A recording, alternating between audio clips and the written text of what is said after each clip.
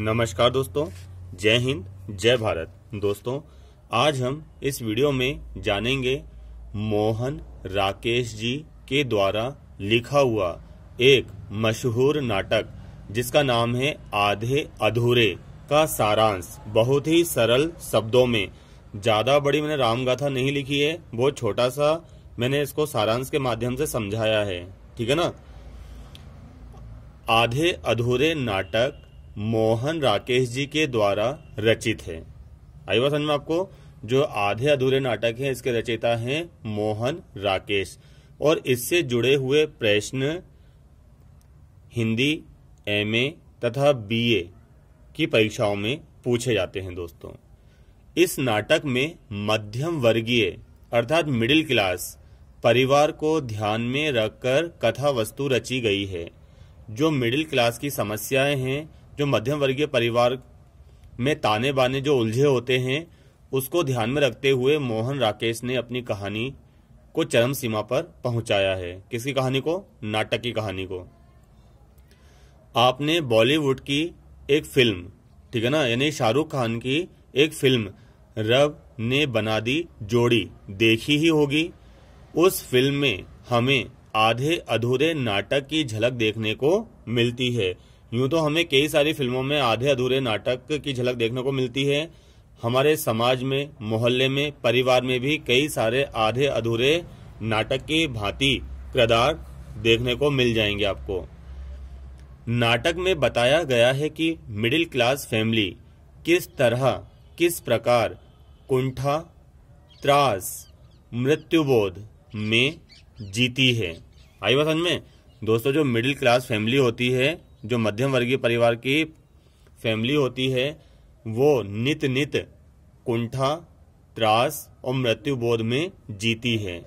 छोटी छोटी वस्तुओं को पाने के लिए वह कुछ भी, यहाँ तक कि अपनी अस्मिता अर्थात इज्जत को भी दांव पर लगाने को तैयार रहती है।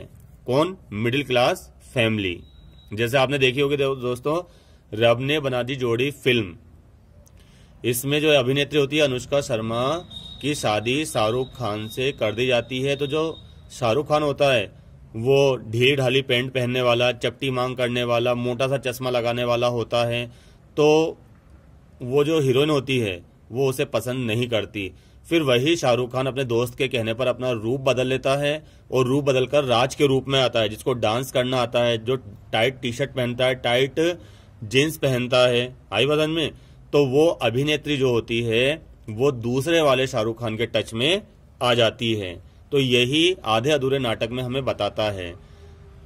नाटक की नायिका सावित्री, जिसका पति महेंद्र नाथ एक असफल व्यापारी है जो अपनी पत्नी की सुख सुविधाओं का ध्यान नहीं रख पाता है, इसी बात पर दोनों में लड़ाई झगड़े होते हैं और वे दोनों एक दूसरे से घृणा करने लगते हैं। दोस्तों, सावित्री के 3 बच्चे हैं, एक लड़का 2 लड़की।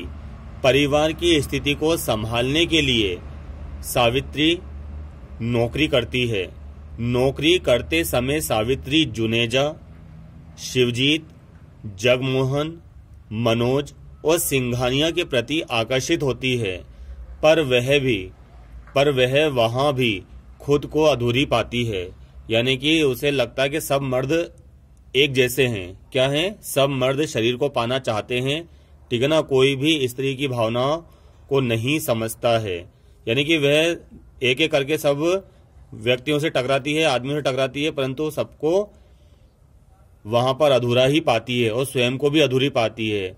यदि सटीक शब्दों में कहा जाए तो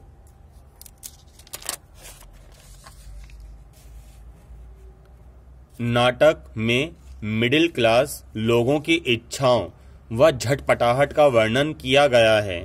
दोस्तों, अगर आज किसी लड़की की शादी के लिए हम फोटो दिखाते हैं तो उसे गोरा चिट्टा लड़का चाहिए। अगर किसी लड़के को लड़की का फोटो दिखाते हैं तो उसे गोरी चिट्टी दुल्हन चाहिए, ठीक है ना। काला तो उसे पसंद ही नहीं है। अगर मान लो इन दोनों की शादी भी करवा दी जाती है, काले और गोरे की, तो वो साथ में तो रहेंगे पर उनकी इच्छाएं दूसरी ओर भटकेंगी। आई बात समझ में आपको? नाटक में भारतीय नैतिक मूल्यों के पतन को भी बखूबी दर्शाया गया है दोस्तों, कि कैसे मिडिल क्लास फैमिली नैतिक मूल्यों को ताक पर रख रही है और पतन की ओर जा रही है। यही मैंने बताया ना, काले गोरे का भेद, ठीक है ना, मेरे पिंपल्स निकल आए, मेरे सफेद बाल कैसे हो गए, ठीक है ना, मेरा पति बूढ़ा कैसे मिल गया मुझे, मेरी पत्नी जवान क्यों नहीं मिली। इस प्रकार कई सारी समस्याएं दोस्तों। मेरे शब्दों में कहूं, यानी कि मेरे शब्दों में कहूं तो आधे अधूरे नाटक में बताया गया है कि जिस परिवार में स्त्री और पुरुष के आपसी संबंध बेकार होते हैं तो उसकी गाज उनके बच्चों पर व पारिवारिक रिश्तों पर भी पड़ती है दोस्तों। आर्य भाषण में, यानी कि स्त्री और पुरुष को सामंजस्य से बैठाकर चलना चाहिए। यदि सावित्री और महेंद्रनाथ हमारे भारतीय गॉड शिव, यानी कि भारतीय भगवान शिव की एक तस्वीर, यानी कि फोटो को ध्यान से देखें, जिसमें वे अर्धनारीश्वर के रूप में दिखते हैं हमें, यानी कि शंकर भगवान की एक तस्वीर है जिसमें हमें वो अर्धनारीश्वर के रूप में दिखते हैं, तो ये फोटो हमें शिक्षा देती है कि स्त्री पुरुष एक दूसरे के पूरक हैं, ना कि शत्रु, जैसा कि इस कहानी में हुआ। समय के साथ परिवार में चाहे कितनी ही विषम परिस्थितियां आ जाएं, स्त्री पुरुष को कंधे से कंधा मिलाकर चलना चाहिए। आई बात समझ में आपको दोस्तों? ये कई सारे मध्यम वर्गीय परिवार की स्टोरी है दोस्तों। आर्य भाषण में सावधान इंडिया भी आपने देखा ही होगा आपने, कि कितनी जल्दी रिश्ते बदलते हैं, कितनी जल्दी महिला हो चाहे पुरुष हो चाहे उनके बच्चे, उनका मनोविज्ञान चेंज होता है। उम्मीद है आज का वीडियो को पसंद आया होगा, समझ आया होगा। मेरे चैनल को लाइक करें, शेयर करें व सब्सक्राइब करें। धन्यवाद।